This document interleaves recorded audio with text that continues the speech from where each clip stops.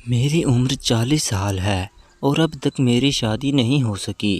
دیکھنے سننے والے اکثر حیرت سے یہ سوال کرتے ہیں، مگر میں کسی کو اس سوال کا جواب نہیں دے سکتی۔ میرا باپ میری شادی کا خواب لیے دنیا سے چلا گیا اور میری ماں میری آنکھوں کے سامنے موت کا انتظار کر رہی ہے، مگر یہ سوال روز کسی نئی شکل میں میرے سامنے کھڑا ہوتا ہے کہ اب تک میری شادی کیوں نہ ہو سکی۔ جب میں چھوٹی تھی تو اکثر کتابوں میں پڑھا کرتی تھی کہ دنیا ایک امتحان گاہ ہے، لیکن جب جوانی کی دہلیز پر قدم رکھا، زندگی کو قریب سے دیکھا تو احساس ہوا کہ یہ امتحان گاہ صرف غریب کے لیے ہے۔ میں نے جتنے بھی امیر لوگوں کو دیکھا، وہ سب من پسند کھاتے پیتے، اے سی والی گاڑیوں میں گھومتے، بڑے بڑے شاپنگ مال سے خریداری کرتے۔ ان کی زندگی میں تو جیسے کوئی کمی ہی نہ تھی۔ اصل امتحان تو ہم جیسے لوگوں کے لیے ہے، جن کے لیے ہر دن ایک نئی آزمائش بن کر سامنے آتا ہے۔ میرا نام سمیہ فاطمہ ہے۔ میں سکھر شہر کی رہنے والی ہوں۔ اپنے والدین کی اکلوتی اولاد ہوں، مگر اکلوتے ہونے کے باوجود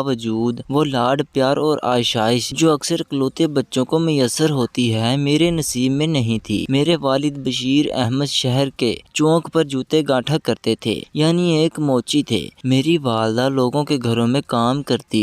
میں بہت چھوٹی عمر میں ہی اپنی حقیقت کو تسلیم کر لیا تھا اور تب ہی فیصلہ کر لیا تھا کہ خواب وہی دیکھنے ہیں جو ممکن ہو۔ شہزادے، بنگلے اور گاڑیاں میرے سپنوں کا حصہ نہیں تھے۔ میرا خواب صرف ایک تھا، اپنے ماں باپ کا سہارا بننے کا۔ میرا اور چھوٹے سے ذہن میں اکثر سوال ابھرتا تھا کہ اتنی محنت کے باوجود ہم غریب کیوں ہیں۔ ابا سارا دن دھوپ میں بیٹھ کر جوتے سی کر واپس آتے تھے اور اماں صبح سویرے جا کر لوگوں کے گھروں میں برتن مانجتی، کپڑے دھوتی، جھاڑو لگاتی۔ پھر بھی ہمارے حالات نہیں بدلتے تھے۔ میں نے سوچا شاید وہ اس لیے غریب ہیں کیونکہ وہ پڑھ لکھے نہیں تھے۔ تبھی میں نے دل میں تہیہ کیا کہ میں پڑھوں گی، چاہے جیسے بھی حالات ہوں۔ والدین نے مجھے سرکاری اسکول میں داخل کروایا۔ پرائیویٹ اسکول کا تو تصور بھی نہیں تھا، مگر میں نے دل لگا کر پڑھائی کی۔ ہر سال کلاس میں پوزیشن حاصل کی۔ یوں ہی کرتے کرتے میں مڈل سے میٹرک اور پھر کالج تک پہنچی۔ میں نے اچھے نمبروں سے میٹرک پاس کیا اور کالج میں داخلہ لیا،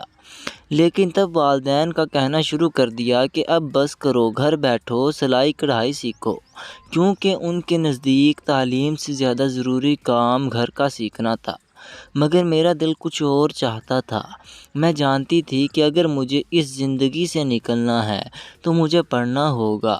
میں نے کالج مکمل کیا اور پھر پرائیویٹ گریجویشن کا فیصلہ کیا، کیونکہ یونیورسٹی کی فیس دینا میرے ماں باپ کی بات نہیں تھی۔ اب میں گھر پر رہتی، پڑھتی اور امتحانات دیتی، لیکن پڑھائی کے ساتھ ساتھ میں نے نوکری کی تلاش بھی شروع کر دی، کیونکہ گھر کے خرچے میں ہاتھ بٹانا میری مجبوری بن چکی تھی۔ اکثر سوچتی کیا میری قسمت میں صرف یہی جدوجہد لکھی ہے؟ کیا خوشی صرف ان لوگوں کا مقدر ہے جن کے پاس سب کچھ ہے؟ کیا محنتی ہونا کافی نہیں؟ ان سوالوں کے بوجھ تلے کئی بار میرا دل بیٹھ جاتا، لیکن اندر کہیں ایک ہلکی سی روشنی، ایک دھندلی سی امید مجھے دوبارہ حوصلہ دیتی۔ شروع میں اماں ابا نے اس کی مخالفت کی کہ لوگ باتیں کریں گے، ویسے بھی ہمارا گزر بسر ہو رہا ہے تو کیا ضرورت ہے گھر سے باہر نکلنے کی۔ لیکن میں نے اماں ابا کی باتوں کو ایک کان سے سننا اور دوسرے سے نکال دیا، کیونکہ میں ٹھان چکی تھی کہ مجھے تو وہی کرنا ہے۔ صبح ناشتہ کرنے کے بعد ابا اپنے کام پر روزانہ ہو جاتے اور اماں اپنے کام پر نکل جاتی۔ اس کے بعد میں گھر کو تالا لگاتی، چابی ہاتھ میں تھامتی، اللہ کا نام لیتی اور مختلف اسکولوں کے چکر لگانے لگی، اس نیت سے کہ مجھے کسی چھوٹے موٹے اسکول میں ہی صحیح، چاہے کم تنخواہ پر صحیح، لیکن کوئی نوکری مل جائے۔ اور پھر چند ماہ کی کوششوں کے بعد مجھے شہر کے ایک پرائیویٹ اسکول میں نوکری مل گئی تھی۔ گو کہ پہلے اسکول کی انتظامیہ نے مجھے ٹرائل پر رکھا تھا۔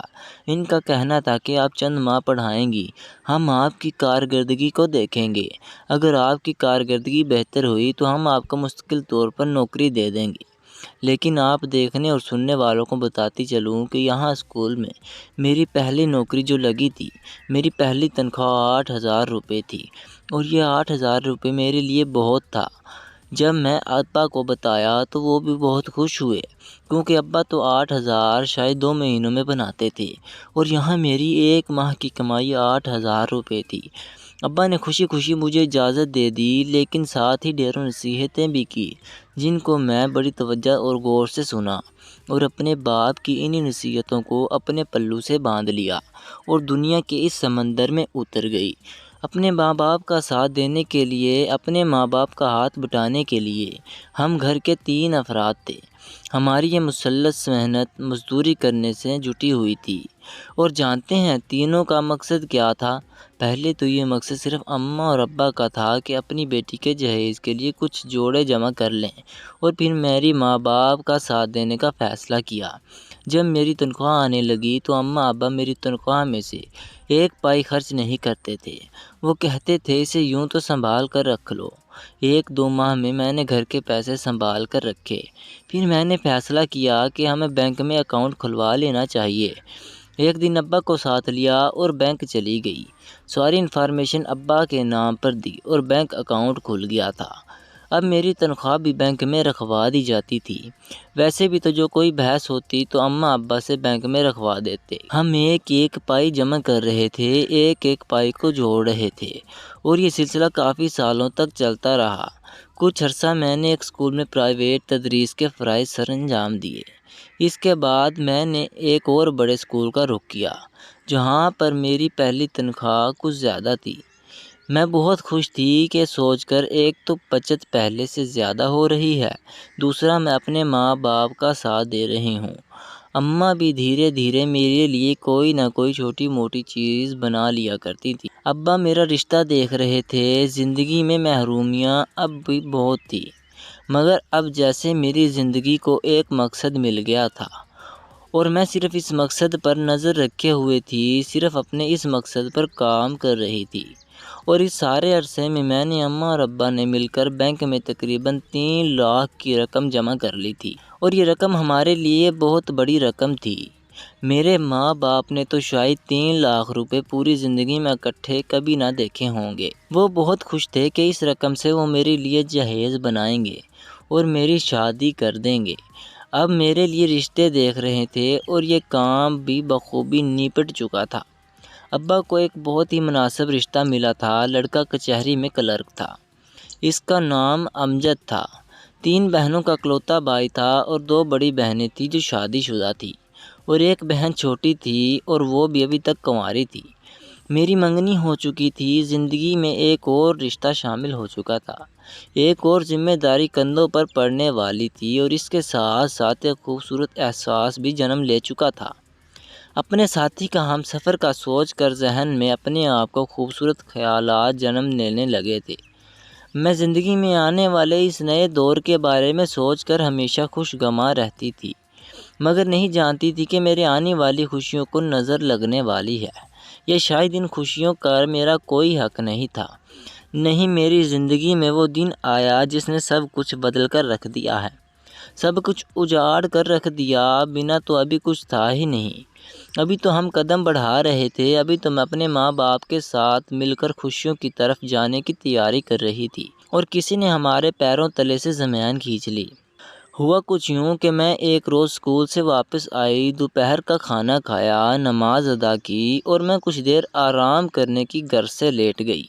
ابھی مجھے لیٹے ہوئے کچھ ہی دیر گزری تھی کہ میری آنکھ ابا کی آواز سے کھلی۔ ابا مجھے آوازیں لگا رہے تھے، سمیہ، سمیہ پتر بات تو سن، یہ دیکھ یہ کیسا میسج آیا ہے۔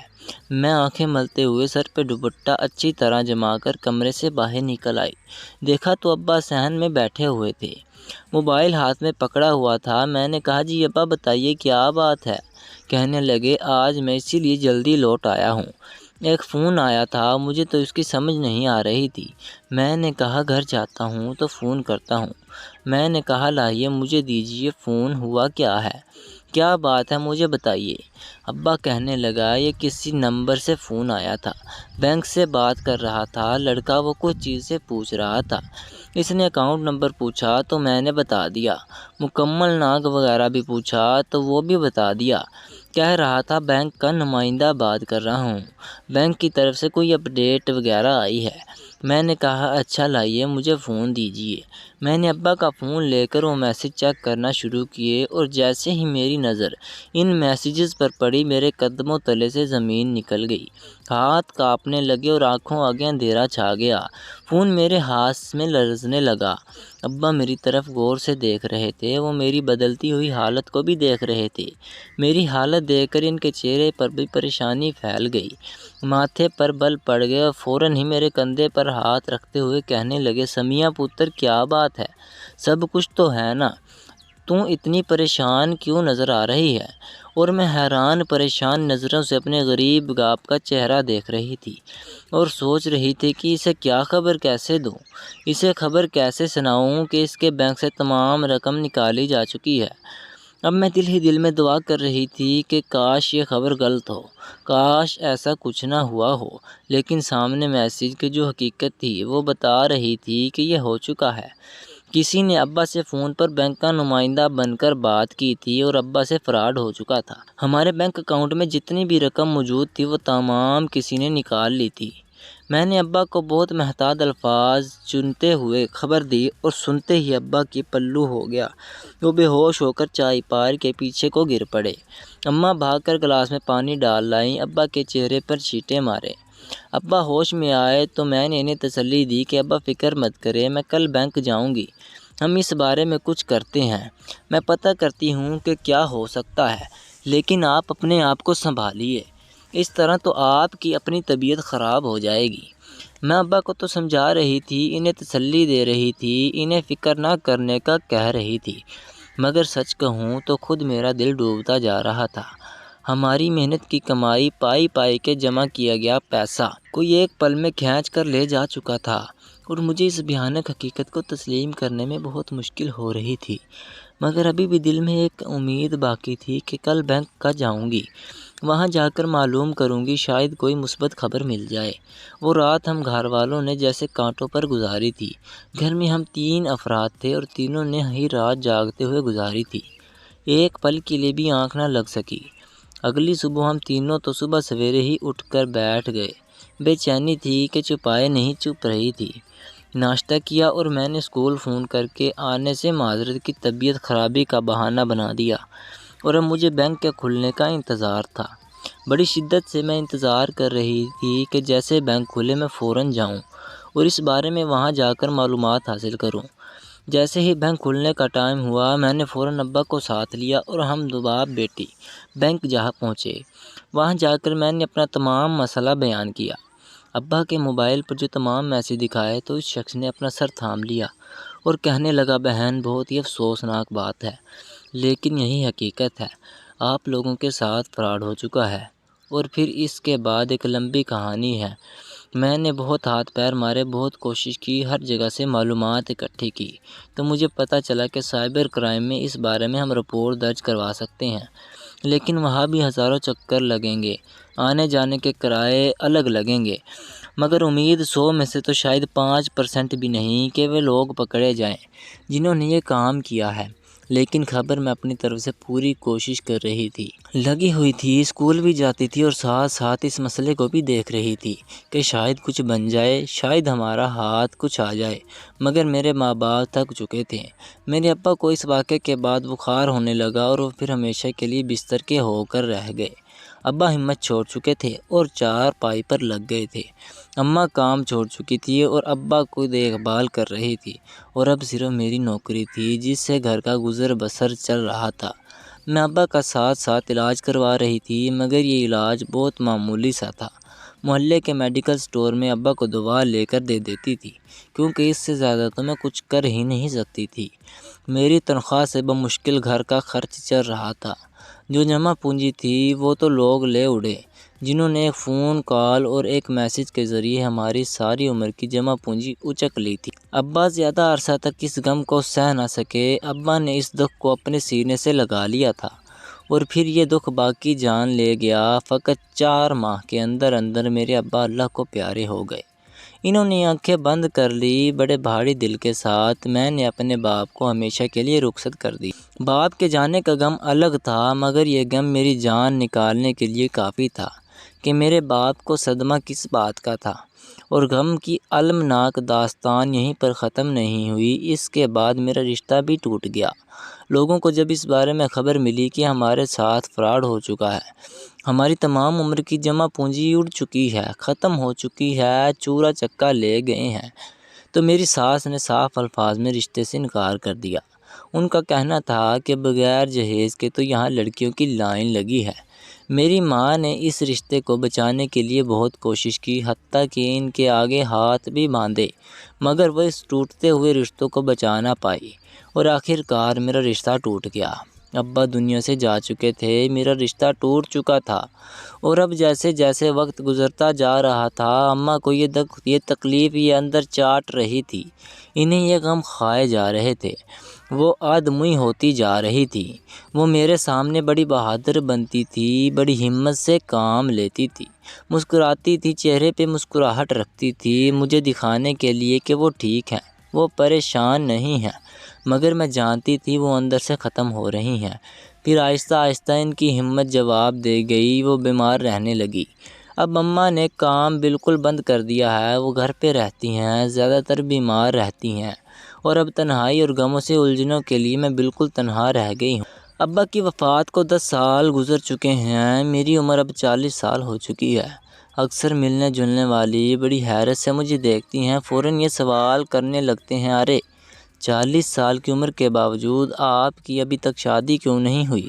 اور میں خاموش نگاہوں سے سوال پوچھنے والے کا چہرہ دیکھتی ہوں کہ اب اسے کیا بتاؤں، کون سے کہانی سناؤں، کہاں سے شروع کروں، کہاں پہ ختم کروں؟